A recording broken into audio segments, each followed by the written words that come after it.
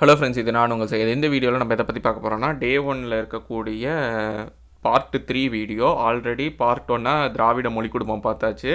Part 2 உயர்தனி செம்மொழி தமிழின் தொன்மை பார்த்தாச்சு. பார்ட் 3 வீடியோவாக தமிழோவியம் தமிழ் வீடு தூது பழைய புக்கில் இருக்கிறது 3 பார்க்கலாம். ஃபஸ்ட்டு 7வது பேஜில் இருக்கிறத பார்த்துக்கலாம்.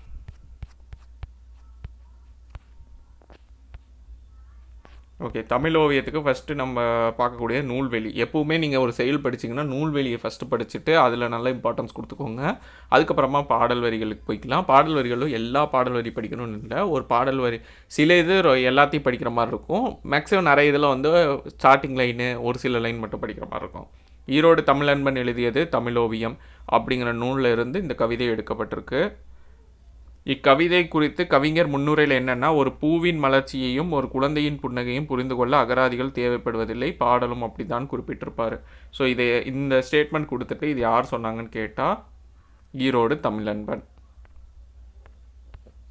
நீங்கள் புக்கில் நீங்கள் வந்து படிக்கிறீங்க அப்படின்னா இதை ஒரு சின்னதாக பென்சிலில் பாக்ஸ் போட்டுட்டு இல்லை அண்டர்லைன் பண்ணிவிட்டு பக்கத்தில் ஈரோடு தமிழன்பன் எழுதிக்கோங்க. ஏன் இப்படி எழுத சொல்கிறேன்னா, நிறைய பேர் வந்து ஈரோடு தமிழன்பன் பற்றி தானே படிக்கிறோன்னு படிச்சுட்டே வரும்போது இது ஒன்றும் தெரியாது. இது தனியாக ஒரு கொஸ்டினாக கேட்டால் நம்மளுக்கு பிரெயினில் இருந்தால் நம்மளுக்கு ரீகலெக்ட் பண்ண முடியாது, கஷ்டமாக இருக்கும். எங்கேயோ படித்த மாதிரி இருக்கும், ஆனால் ஏதோ படிச்சிருக்கோம் தெரியும், எங்கேன்னு தெரியும். அதனால் ஒவ்வொரு தாட்டி படிக்கும் போதும் நீங்கள் இந்த மாதிரி ஸ்டேட்மெண்ட் பக்கத்தில் அது யார் சொன்னாலும் சைடில் எழுதி வச்சுக்கோங்க. அப்போ இதை படிச்சுட்டு ஈரோடு தமிழன்பன் அப்படின்னு நீங்கள் கனெக்ட் பண்ணி படிச்சுக்கோங்க. அப்படி பண்ணி படிச்சிங்கன்னா ஈஸியாக இருக்கும். அது இல்லாமல் லைன் பை லைனாக படிச்சுக்கிட்டு இருந்தீங்கன்னா உங்களுக்கு கனெக்ட் பண்ண முடியாது. அடுத்து இவர் வந்து ஹைக்கூ, சென்ட்ரியோ, லிமரிக்கோ அப்படின்னு புது புது வடிவங்களில் கவிதை நூல்களை தந்துள்ளார். இதில் பக்கத்துலையும் நீங்கள் எழுதி வைக்கலாம், இல்லை ஒரு தாட்டியாவது மினிமம் எழுதி வச்சுக்கோங்க. வணக்கம் வள்ளுவ எனும் கவிதை நூலுக்கு 2004ஆம் ஆண்டு. ஸோ இந்த சாகித்ய அகாடமி விருது பெற்ற நூல்னாலே ஒன்று நூல் கொடுத்து நூலாசிரியர் யாருன்னு கேட்கலாம், வணக்கம் வள்ளுவ யார் எழுதுனான்னு கேட்கலாம், இல்லை நூலாசிரியர் கொடுத்துட்டு சாகித்ய அகாடமி அவரோட சாகித்ய அகாடமி நூல் என்னன்னு கேட்கலாம். ஈரோடு தமிழன்பன் வந்து எந்த நூலுக்கு சாகித்ய அகாடமி விருது பெற்றார் அப்படின்னு கேட்கலாம். இல்லாட்டி நூலையும் ஆசிரியரையும் கொடுத்துட்டு எந்த வருஷம்னு கேட்கலாம், 2004. ஸோ இது 3 ஆஸ்பெக்டில் கொஷின் கேட்கலாம். 3 இதையுமே பார்த்து வச்சுக்கோங்க. ஸோ தெளிவாக பாருங்கள், எங்கெல்லாம் சாகித்ய அகாடமி விருது வருதோ அங்கெல்லாம் ரொம்ப ரொம்ப இம்பார்ட்டன்ட், கேட்குறக்கான ஸ்கோப் அதிகம். தமிழன்பன் கவிதைகள் தமிழக அரசின் பரிசு பெற்ற நூல். ஸோ இவரோட எந்த நூல் தமிழக அரசின் பரிசு பெற்றதுன்னா தமிழன்பன் கவிதைகள். என்னென்ன மொழிகளில் மொழிபெயர்க்கப்பட்டுள்ளது? இந்தி, உருது, மலையாளம், ஆங்கிலம், இந்த மொழியில் மொழிபெயர்க்கப்பட்டுள்ளது. உலக தாய்மொழி நாள் பிப்ரவரி 21. தமிழை ஆட்சியாக கொண்டது இலங்கை, சிங்கப்பூர். அதே மாதிரி தமிழ் மொழியை வந்து கரன்சி அவங்க நாட்டோட பணத்தில் வந்து இடம்பெற்றது எந்த 2 நாடு அப்படின்னு சொல்லிட்டு ஆல்ரெடி திராவிட மொழி குடும்பம் அந்த லெசன் படிக்கும்போது படிச்சிருப்போம். அது கீழே கமெண்ட் செக்ஷனில் என்னென்ன அந்த நாடுங்கிறது கீழே கமெண்ட் செக்ஷனில் கமெண்ட் பண்ணுங்கள். இனிமையும் நீர்மையும் தமிழனல் ஆகும் அப்படின்னு பின்களை நிகழ்வு சொல்லியிருக்கு. யாமறிந்த மொழிகளிலே தமிழ் மொழி போல் இனிதாக எங்கும் காணும் பாரதியார். இது ஃப்ரீக்வெண்ட்டாக கேட்டே இருப்பாங்க, நோட் பண்ணிக்கோங்க.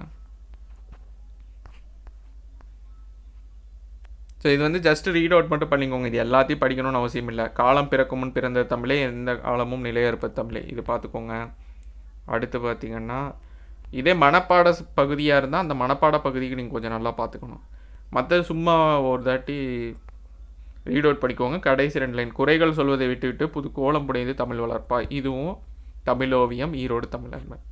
ஸோ ஸ்டார்டிங் இது மட்டும் பார்த்துக்கோங்க, மற்றெல்லாம் ஜஸ்ட் ரீட் அவுட் மட்டும் பண்ணிக்கோங்க. ரொம்ப இம்பார்ட்டன்ஸ் கொடுக்கணும்னு அவசியம் கிடையாது இந்த பாடல் பொறுத்தளவுக்கும். ஆனால் ஒரு தாட்டி மினிமம் ரீட் அவுட் பண்ணிக்கோங்க. திடீர்னு கஷ்டமாக கொஸ்டின் கேட்கணும்னு இதை எடுத்து வச்சுருவாங்க. ஆனால் மனப்பாடம் பண்ண வேண்டாம். அடுத்து தமிழ் வீடு தூது. தமிழ் வீடு தூது பார்த்திங்கன்னா தமிழ் சிற்றிலக்கிய வகைகள் ஒன்று தூது. இதை வாயில் இலக்கியம்னு சொல்லுவாங்க, சந்து இலக்கியம்னு சொல்லுவாங்க. வாயில் இலக்கியம் சந்து இலக்கியம் என அழைக்கப்படுவது என்னன்னு கேட்கலாம். தலைவன் தலைவியருள் காதல் கொண்ட ஒருவர் மற்றொருப்பால் செலுத்தும் அன்பை புலப்படுத்துமாறு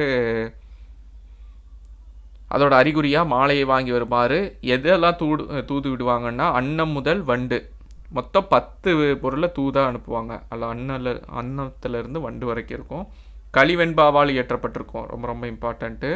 தமிழ் வீடு தூது பார்த்திங்கன்னா இந்த மாதிரி தூது இதுதான் தூதை பற்றி சொல்லியிருக்காங்க. அதில் தமிழ் வீடு தூதும் ஒன்று.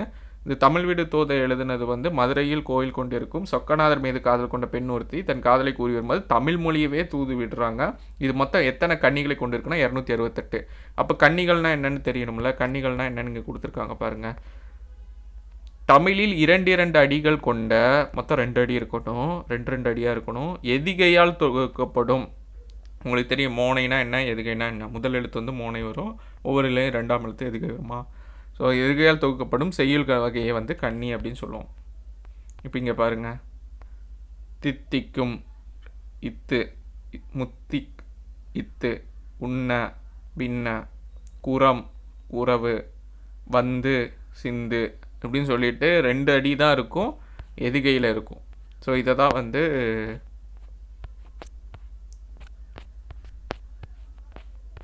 இது வந்து இதோட ஸ்பெஷாலிட்டி. ஸோ கன்னிகள் பார்த்திங்கன்னா இதுக்கு பேர் தான் கன்னிகள்னு சொல்லுவாங்க. இது வந்து இந்த தமிழ் வீடு தூதில் வந்து இடம்பெற்றிருக்கு 268. ஊவேசா பார்த்திங்கன்னா 1930 இதை வந்து முதலில் பதிப்பித்திருப்பார். இதோட ஆசிரியர் யாருன்னா தெரியவில்லை.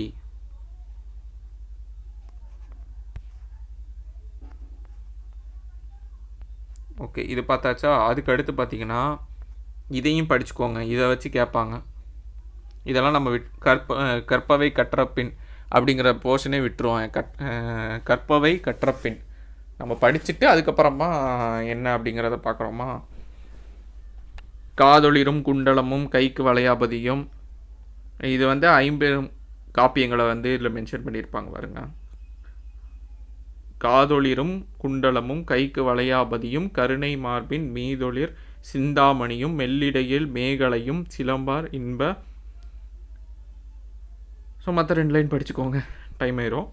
ஸோ இதை யார் இது பண்ணியிருப்பாங்க அப்படின்னா கவியோகி சுத்தானந்தா பாரதியார். ஸோ கவியோகி சுத்தானந்தா பாரதியார். உங்களுக்கு கொஷினில் ஆப்ஷன் வந்துட்டு ஃபஸ்ட் ஆப்ஷனே பாரதியார்னு சொன்னோன்னா பாரதியார்னு சொல்லி இது பண்ணிட்டு போகாதீங்க. இந்த ஆப்ஷனை பிஓ சிஓ வச்சுருப்பாங்க. ஸோ ஒரு கொஷினை படிக்கிறீங்கன்னா தெளிவாக 4 ஆப்ஷனையும் படிச்சுட்டு ஆன்சர் பண்ணுங்கள். அவசர குடுக்கையில் போய் டக்குன்னு வந்துட்டு ஃபஸ்ட் ஆப்ஷன் தான் நம்மளுக்கு ஞாபகம் இருக்குன்னு சொல்லிட்டு அதோட ஷார்ட் ஃபார்மாக இருக்குன்னு நினச்சிட்டு பண்ணாதீங்க, மாட்டிக்குவீங்க. தமிழ் பொறுத்தளவுக்கு கொஞ்சம் உஷாராக இருங்க. ஏன்னா கடைசி டியில் கூட ஏபின்னு ஏதாவது ஒரு ஆப்ஷன் வச்சுருப்பாங்க. ஸோ அதனால் முடிஞ்ச லெவலில் 4 ஆப்ஷனையும் படிச்சுட்டு ஆன்சர் பண்ண ட்ரை பண்ணுங்கள். ஏன்னா ஒவ்வொரு மார்க் தமிழில் இம்பார்ட்டண்ட்டு. ஒரு கொஷின் விட்டிங்கன்னா நீங்கள் ரேங்க் ரொம்ப பின்னாடி போயிடுவீங்க. இதில் பார்த்தீங்கன்னா உங்களுக்கு மனப்பாட பகுதி. ஸோ அதனால் இந்த பாடத்துக்கு கொஞ்சம் அதிக இம்பார்ட்டன்ஸ் கொடுங்க. ஏன்னா மனப்பாட பகுதி வரும்போது கொஞ்சம் இம்பார்ட்டன்ஸ் கொடுக்கணும். அது குறிப்பாக இந்த இடம் வந்து என்றும் சிந்தாமணியாக இருந்த ஒன்றை சிந்து என்று சொல்லிய நான் சிந்துமே அப்படின்னு சொல்லிட்டு இது இந்த லைன்ஸ் இருக்குல்ல, இதையும் தித்திக்கும் தெல்ல முதாய் இந்த லைன்ஸையும் அழியா வனப்பொன்று உண்டு அப்படின்னு சொல்லிட்டு இந்த கடைசி 2 லைன், இந்த 3 ஏரியாவையும் கொஞ்சம் நல்லா பார்த்துக்கோங்க மற்றதை காட்டிலும். அடுத்து சொல்லும் பொருளும்ல வந்து நிறைய இதில் எக்ஸ்பிளனேஷன் இருக்கும். குரம் பல்லுங்கிறது சிற்றிலக்கிய வகை. 3 இனம் என்னன்னு கேட்கலாம். துறை தாளிசை விருத்தம். இது பொருந்தாததை தேர்ந்தெடுல 3 கொடுத்துட்டு 4வது வேற ஒன்று அவங்க ஆட் பண்ணியிருக்கலாம். அடுத்து சிதறாத மணிதான் சீவக சிந்தாமணி அப்படிங்கிற பொருளையும் குறிக்கும். சிந்துங்கிறது ஒரு வகை இசைப்பாடல். 3 குரம் என்னன்னு சொல்லி இதை பொறுத்துக்களை கேட்கலாம். சத்தம்னா அமைதி, ராசசம்னா போர், அப்புறமா வந்து தாமசம்னா சோம்பல். 10 குணம் சொல்லியிருக்காங்க. வண்ணங்கள் 5 இருக்குது. இதே குறில் அகவல் தூங்கிசை அப்படிங்கிற வண்ணம் பார்த்திங்கன்னா மொத்தம் 100 இருக்குது. ஸோ இது இம்பார்ட்டண்ட்டு. 9 சுவை, வீரம், அச்சம், இழிப்பு, வியப்பு, காமம், அவலம். இதுவும் வந்து பொருந்தாதது. இந்த பாடலில் இருக்கிற பொருள் பார்த்திங்கன்னா நிறைய இது பொருந்தாததை தேர்ந்தெடுங்கிற கேட்டகிரியில் கேட்குறக்கு சான்ஸ் இருக்குது. இப்போ இந்த 9 சுவை அப்படிங்கிறத கொடுத்துட்டு இதில் இருக்கிற ஒரு 3 கொடுத்துட்டு வேறு ஒன்று சம்மந்தமே இல்லாத ஒன்று வைக்கலாம். ஸோ அதனால் ஓரளவு எல்லாத்தையும் பார்த்துக்கோங்க. இயலிசை, நாடகம். ஸோ அதே இதுதான் இங்கே கொஞ்சம் எக்ஸ்பிளைன் பண்ணியிருப்பாங்க, கொஞ்சம் டீட்டெயிலாக கொடுத்துருப்பாங்க.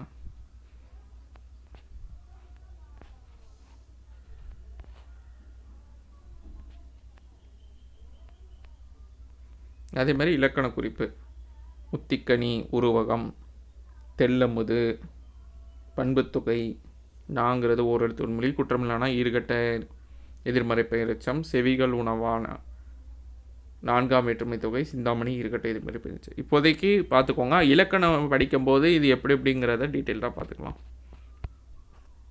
கணக்கு பண்ணி. ஓகே, இதுதான் வந்து தமிழ் வீடு தூது. ஸோ இது அப்புறமா பார்த்தீங்கன்னா ஓல்டு புக்கில் இருக்குமே 109வது பேஜில்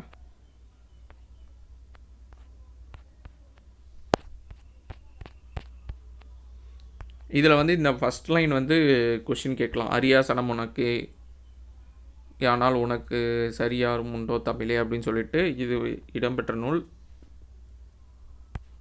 தமிழ் வீடு தூது.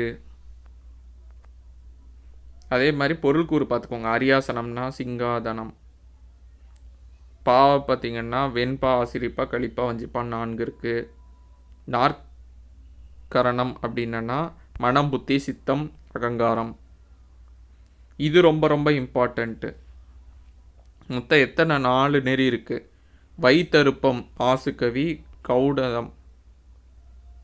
கௌடம் மதுரகவி, பாஞ்சாலம் சித்திரக்கவி, மாகதம் வித்தாரக்கவி ஆகிய 4 செயல் நெறிகள் இருக்குது. ஸோ இது இம்பார்ட்டன்ட் பார்த்துக்கோங்க. 4 பொருள் அறம்பொருள் இன்பம் வீடு. சீத்தையர் அப்படின்னா கீழானவர், நாளிகேரம்னா தென்னை.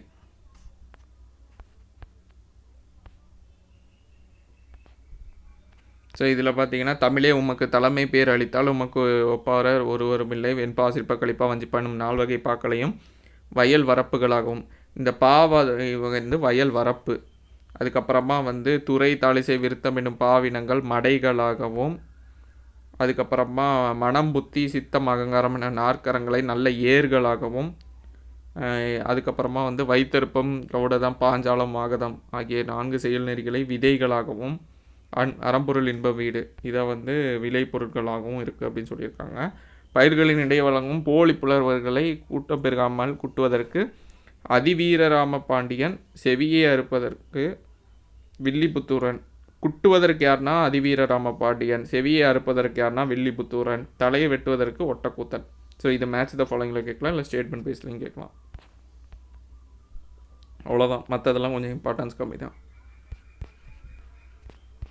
ஸோ இதோட டே 1 முடிஞ்சது. மொத்தம் 3 வீடியோவாக நான் அப்லோட் பண்ணியிருப்பேன். பார்ட் 1 வீடியோ திராவிட மொழி குடும்பம், உயர்தனிச்ச மொழி, தமிழின் தொன்மை. பார்ட் 1 வீடியோ பார்த்திங்கன்னா திராவிட மொழி குடும்பம் மட்டும் பார்ட் 1. பார்ட் 2 வந்து உயர்தனிச்ச மொழி, தமிழின் தொன்மை. பார்ட் 3 வந்து தமிழோவியம், தமிழ் வீடு தூது. ஓகே, இந்த வீடியோ யூஸ்ஃபுல்லாக இருக்கும்னு நம்புகிறேன். அப்கமிங் வீடியோஸில் பார்க்கலாம். ஸோ இந்த மாதிரி 100 days பிளானில் இன்னும் ஜிஎஸ்ஸு, அதுக்கப்புறமா உங்களுக்கு ஆப்டிடியூடு, சயின்ஸு இதுவும் நான் மேக் பண்ணி கொடுக்குறேன். அப்கமிங் வீடியோஸில் பார்க்கலாம். தேங்க்யூ.